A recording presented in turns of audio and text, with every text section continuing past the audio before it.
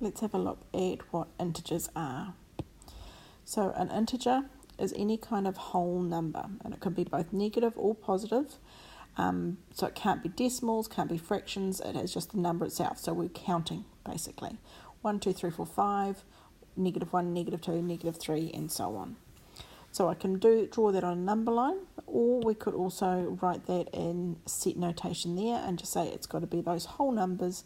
The dots mean it goes on in that direction or off in that direction.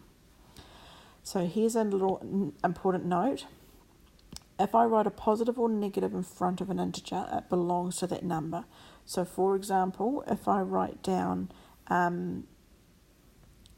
2 plus 3, this plus sign here belongs with the 3 that comes after it.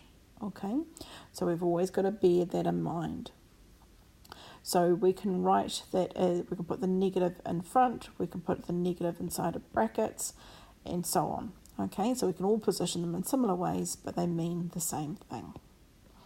So let's have a look at this question here. So we want to read off the temperature of each thermometer and put them in order from coldest to warmest.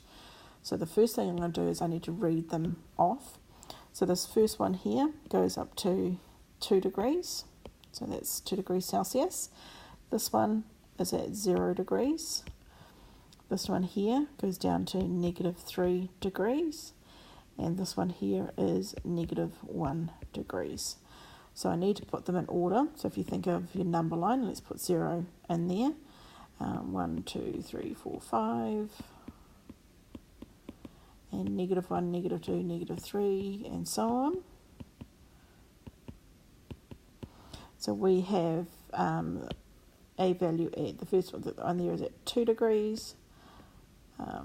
Then we've got something at 0 degrees, then we've got a -3 degrees, and then we've got -1 degree.